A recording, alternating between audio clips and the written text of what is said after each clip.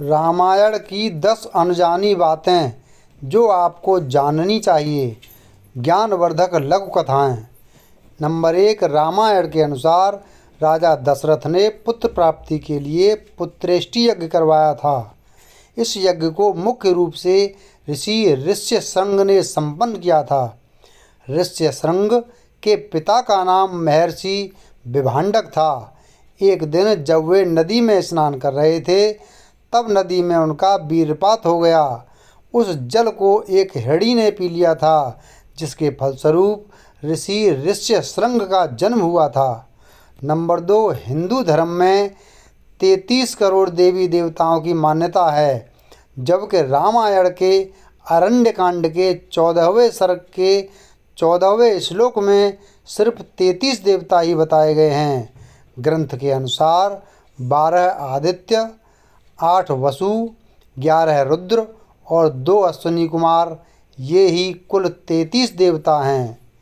Number 3, महर्षि वाल्मीकि द्वारा रचित रामायण में सीता स्वयंवर का वर्णन नहीं है। रामायण के अनुसार भगवान राम व लक्ष्मण ऋषि विश्वामित्र के साथ मिथिला पहुँचे। तब विश्वामित्र ने ही राजा जनक से श्री राम को वह शिव धनुष दिखाने के लिए कहा। तब भगवान श्री राम ने उस धनुष को उठा लिया और प्रत्यंचा चढ़ाते समय वह टूट गया। राजा जनक ने यह प्रण किया था कि जो भी इस शिव धनुष को उठा लेगा, उसी से वे अपनी पुत्री सीता का विवाह कर देंगे। नंबर 4, विश्व विजय के दरमियान जब रावण स्वर्गलोक पहुंचा, तो उसे रंभा नाम की अप्सरा दिखाई दी। रावण ने उसे पकड़ लिया। तब रंभा ने कहा कि आप मुझे इस तरह से स्पर्श न करें, मैं आपके बड़े भाई कुबेर के बेटे नल कुबेर के लिए हूँ, इसलिए मैं आपकी पुत्रवधू हूँ। लेकिन रावण नहीं माना और उसने रंभा से दुराचार किया। यह बात जब नल कुबेर को पता चली, तो उसने रावण को श्राप दिया कि आज के बाद रावण बिना किसी स्त्री की इच्छा के उसे स्पर्श करेगा तो उसके सिर के 100 टुकड़े हो जाएंगे। नंबर 5, जिस समय भगवान श्री राम वनवास गए, उस समय उनकी आयु लगभग 27 वर्ष थी। राजा दशरथ श्री राम को वनवास नहीं भेजना चाहते थे, लेकिन वे वचनबद्ध थे।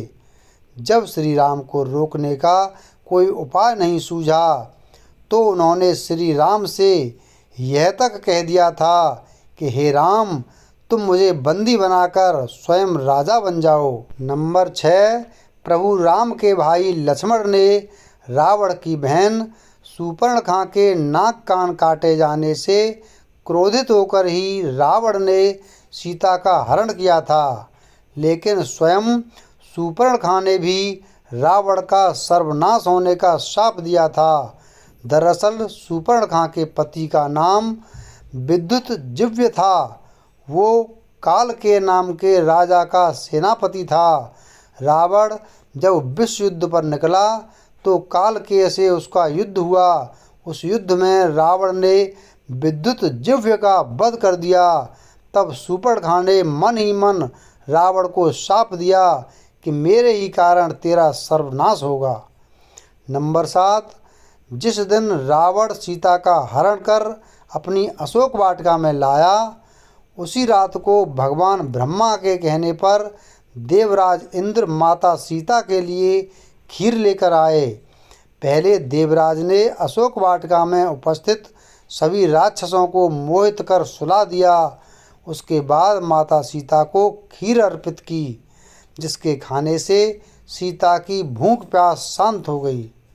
नंबर 8, सीता हरण करते समय जटायु नामक गिद्ध ने रावण को रोकने का प्रयास किया था। रामायण के अनुसार जटायु के पिता अरुण हैं। ये अरुण ही भगवान सूर्यदेव के रथ के सारथी हैं। नंबर 9, जब भगवान राम और लक्ष्मण वन में सीता की खोज कर रहे थे, उस समय कबंध नामक राक्षस का प्रभु राम लक्ष्मण ने वध कर दिया। वास्तव में कबंध एक शाप के कारण राक्षस बन गया था। जब श्री राम ने उसके शरीर को अग्नि में समर्पित किया, तो वह साप से मुक्त हो गया। कबंध ने ही श्री राम को सुग्रीव से मित्रता करने के लिए कहा था। नंबर 10, जब काफ़ी समय तक राम रावण का युद्ध चलता रहा तब अगस्त्य मुनि ने श्री राम से आदित्य हृदय स्तोत्र का पाठ करने को कहा, जिसके प्रभाव से भगवान श्री राम ने रावण का वध किया। जय श्री राम।